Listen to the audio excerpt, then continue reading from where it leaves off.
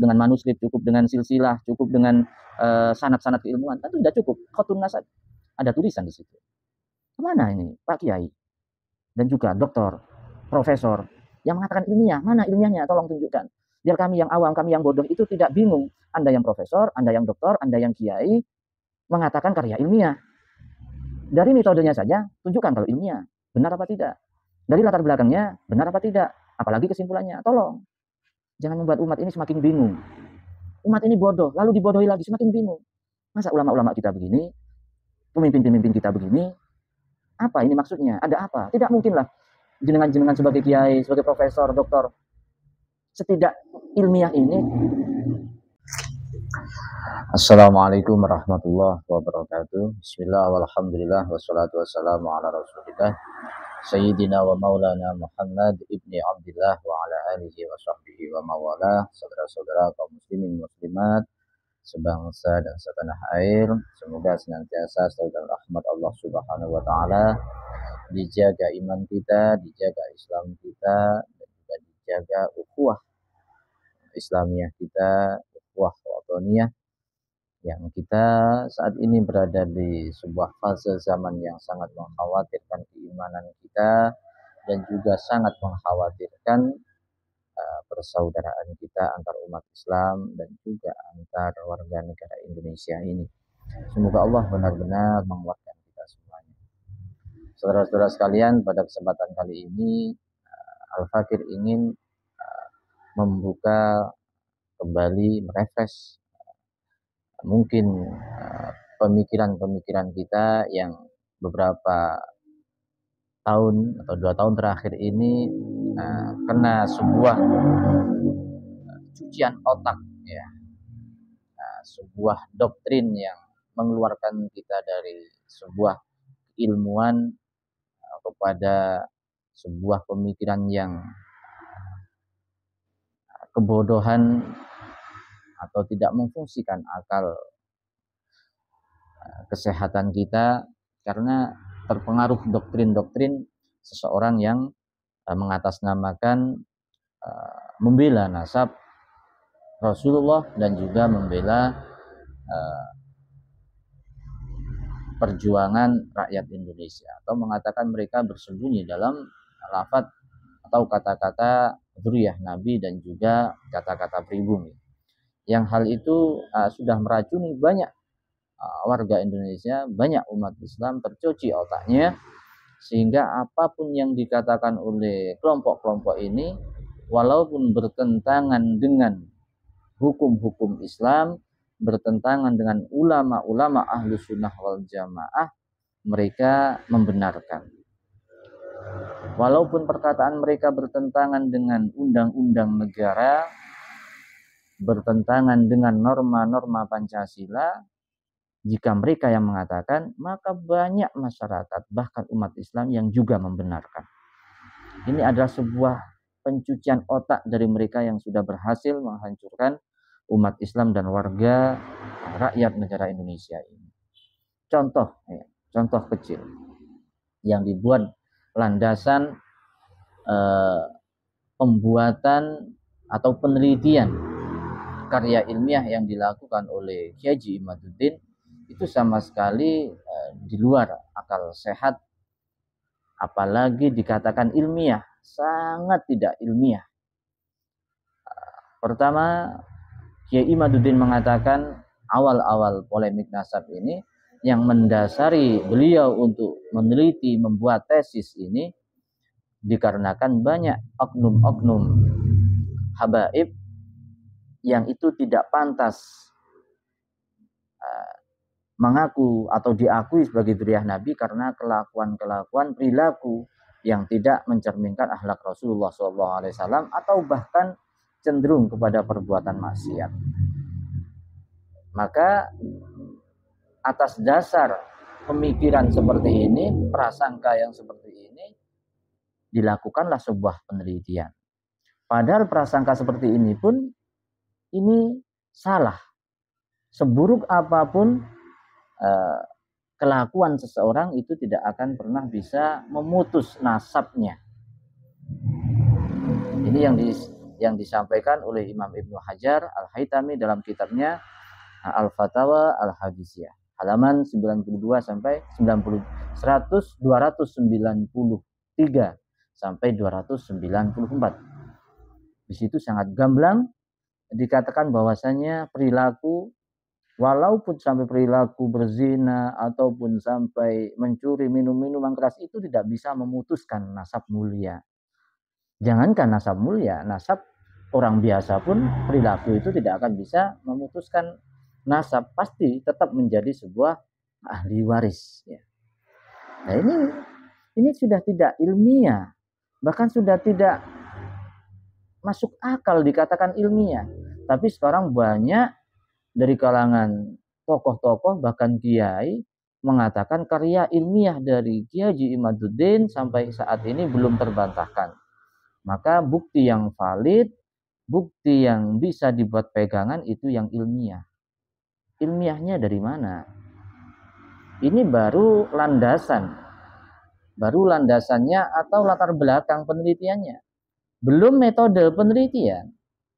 Metode penelitiannya Kiai Haji Imaduddin itu sudah tidak melakukan sebuah riset penelitian yang telah ada standar dalam ulama nasab. Tidak ada ulama nasab yang harus mensyaratkan kitab sezaman. Tidak ada. Satu pun tidak ada. Sedunia ahli sunnah, ulama ahli sunnah wal jamaah yang ahli nasab mensyaratkan kitab sezaman. Tidak ada. Kalau ada, coba tunjukkan.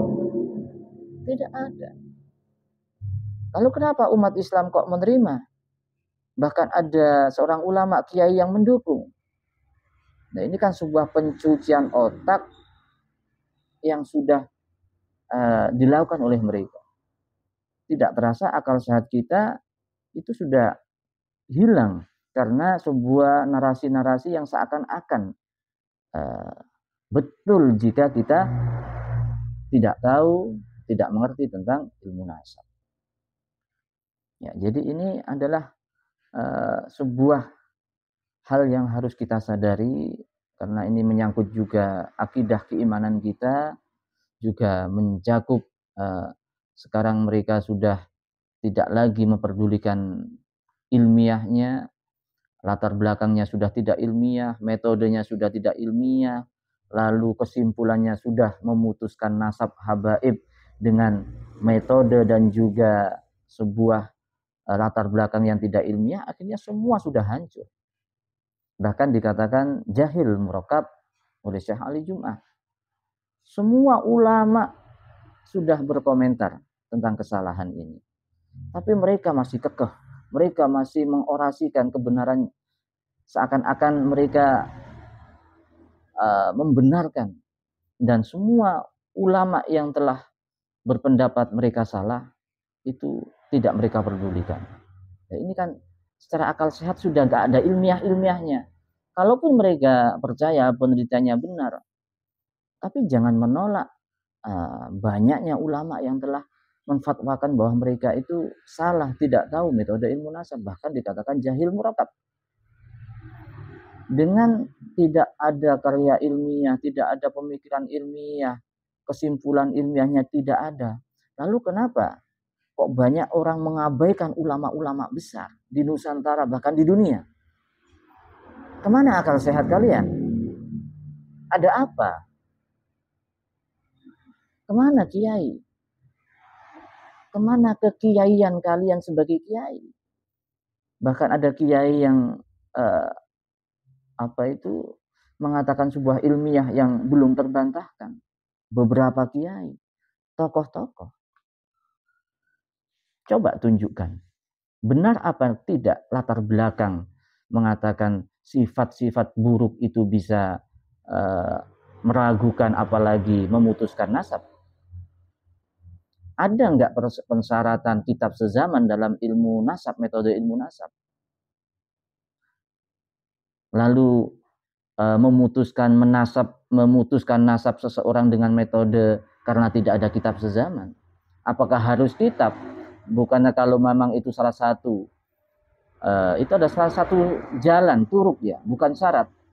Cukup dengan manuskrip, cukup dengan silsilah, cukup dengan sanad-sanad keilmuan, kan itu sudah cukup.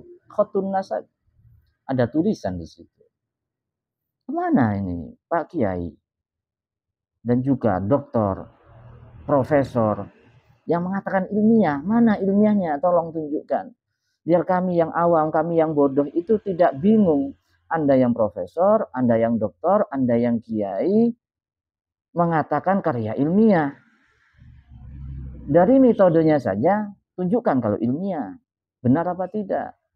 Dari latar belakangnya benar apa tidak? Apalagi kesimpulannya. Tolong. Jangan membuat umat ini semakin bingung. Umat ini bodoh, lalu dibodohi lagi, semakin bingung. Masa ulama-ulama kita begini, pemimpin-pemimpin kita begini, apa ini maksudnya? Ada apa? Tidak mungkinlah jenengan-jenengan sebagai kiai, sebagai profesor, doktor, setidak ilmiah ini, sereceh ini, mengatakan di depan umat dengan sedemikian. Ya, mohon maaf ya. Umat ini bingung. Iman kita harus dikemanakan? Umat Islam banyak. Bukankah tugas ulama itu untuk menjaga iman, Islam, umat Rasulullah SAW, menjaga persatuan, persaudaraan? Kenapa iman-iman ini akan dicabut? Persaudaraan ini dipecah belah, dihancurkan. Ada apa ini? Mohonlah para kiai yang terlibat dalam hal ini, atau memang kita butuh harus ada penyelesaian dari pemerintah atau dari pihak-pihak yang mempunyai kekuatan, cepatlah ini dilakukan. Karena ini umat, ini bukan kepentingan tokoh-tokoh saja ini. Umat di bawah ini kita yang merasakan. Kiai dengan santrinya pecah, keluarga saudara dengan saudara juga pecah, bermusuhan. Bahkan ayah dengan anaknya juga berbeda pendapat. Ini hancur sudah, ini hancur. Ini yang bertanggung jawab harus siapa? Pemerintah bisa kok, bisa. Nahdlatul Ulama bisa, MUI bisa. Kenapa? Ada kepentingan apa? Kami rakyat yang di bawah, yang kita hanya inginlah kita tetap rukun, kita akidah saudara-saudara kita umat Islam tetap terjaga. Janganlah karena kepentingan suatu yang lain semuanya dibiarkan, apalagi Anda-Anda yang sebagai kiai, yang sebagai tokoh, yang mempunyai media yang diikuti umat. Jangan malah memecah belah. Mohon maaf ya, kita tidak tahu tujuannya apa. Tapi kalau seorang kiai, seorang tokoh mengikuti, bahkan mengatakan karya ilmiah, mohon maaf ya, mohon maaf. Nah, ini adalah keresahan kami ya, keresahan kami. Tolong mungkin ada yang bisa menjawab dari kiai-kiai, tokoh-tokoh yang sudah bersuara ilmiah ini. Tolong tunjukkan. Tolong tunjukkan. Kami tunggu. Dan juga kami berharap pada pemerintah, kepada PBNU, pada MUI, segeralah bergerak. Jangan dianggap ini remeh. Ini kita yang merasakan di bawah. Iya, Anda di atas tidak begitu, tetapi di bawah luar biasa. Kita dengan teman-teman renggang, dengan sama alumni renggang, ada yang percaya dan tidak, bahkan dengan guru pun begitu. Ada guru kami yang sudah terpengaruh ikut mereka, ada keluarga kami. Apa ini? Mohonlah ya, marilah kita bersatu lagi, kita kedepankan kepentingan umat, kita kedepankan akidah Ahlus Sunnah wal Jamaah, kita rapatkan, kuatkan Nahdlatul Ulama, kita rekatkan persaudaraan antara umat Islam, antar bangsa yang sangat sudah terpolarisasi, sangat hancur saat ini. Ya, mungkin itu jika ada hal yang kurang berkenan, mungkin menyinggung perasaan jenengan para kiai yang mungkin yang terlibat, ataupun siapapun, Al-Fakir sebagai rakyat biasa, sebagai santri biasa, mohon maaf. Karena kita sudah kebingungan siapa yang harus kita ikuti. Sebenarnya Masya Allah, sedih kita, sedih atas polemik. Tidak ada yang bertanggung jawab sama sekali. Mohon maaf. Sekian, terima kasih. Assalamualaikum warahmatullahi wabarakatuh.